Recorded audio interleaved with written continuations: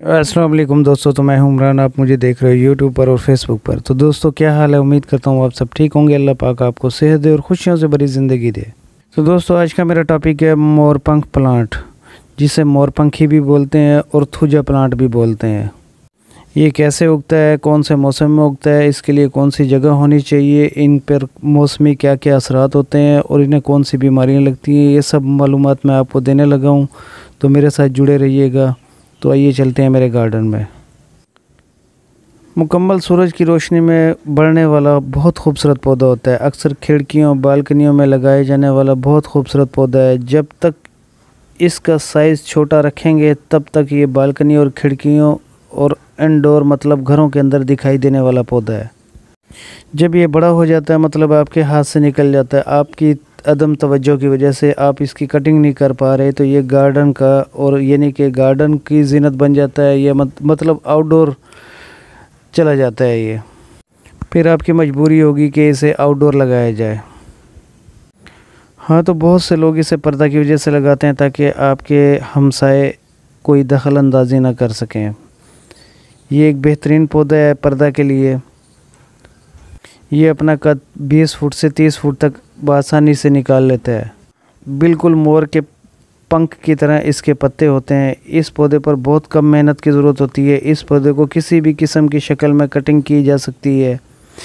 ये आलूदगी को बहुत ज़्यादा अपने अंदर ऑब्ज़र्व करता है, मतलब अब आलूदगी को कम करता है। ये बहुत तेज़ी से बढ़ने वाला पौधा है जो मुकम्मल सूरज की रोशनी में अपनी खुराक हासिल करता है। अगर इसको ज़्यादा यानी कि सरसब्ज़ रखना चाहते हैं और इसकी तेज़ी से नशोनुमा हासिल करना चाहते हैं तो हल्की खाद का इस्तेमाल करें, मतलब महीने में 2 बार खाद ज़रूर लगाएं। फिर जब ये पौधा थोड़ा बड़ा हो जाए तो इसके गमले का साइज़ बड़ा कर दें। अक्सर दोस्तों का मसला है कि और वो पूछते हैं कि इसके पत्ते यानी कि पंख ब्राउन होना शुरू हो जाते हैं, ऐसा क्यों है? थूजा यानी कि मोरपंख को बाकायदगी से पानी डालें। इसकी ज़मीन को नम रखें, मतलब ज़्यादा पानी ना डालें। 1 साल से कम उम्र वाले पौधों को हर दूसरे दिन पानी लगाएं। अगर इसकी कटिंग न की जाए तो ये बहुत ही से लंबाई हासिल कर जाता है, एक कोन नुमा शक्ल इख्तियार कर लेता है और इसकी हस्बे ज़रूरत हद को देखते हुए इसकी कटिंग करते रहना चाहिए। और इस पौधे को कोई मेहनत की ज़्यादा ज़रूरत नहीं होती, हल्की देखभाल की ज़रूरत होती है। बस पानी का ख्याल रखा जाए और मुकम्मल सूरज दिया जाए इसको, मतलब मुकम्मल सूरज की रोशनी इसके लिए बहुत ज़रूरी होती है। मौसम बहार में कटाई किया करें, मतलब अप्रैल के महीने में। मौसम ख़ज़ां यानी कि अगस्त में कटाई मत किया करें।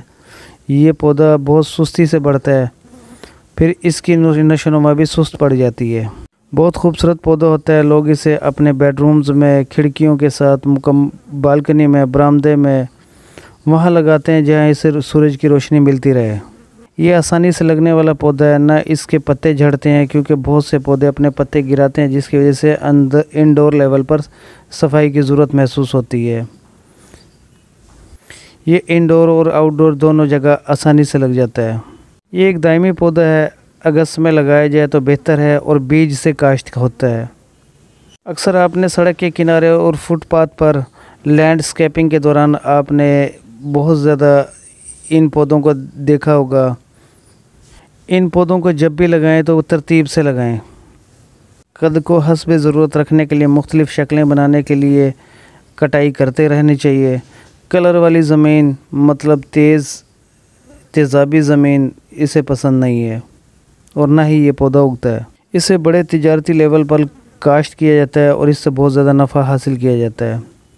पूरी दुनिया में इसके लिए इन पौधों को एक्सपोर्ट किया जाता है। अगर आप इसके लिए खेतों में लगाएं तो जड़ी बूटियों का मसला हो तो फ़ीनो कसाब पर आप 75 मिलीलीटर फ़ी कनाल के हिसाब से स्प्रे करें। यह और भी बहुत सी मुख्तलिफ़ किस्म की स्प्रे मार्केट में मौजूद हैं।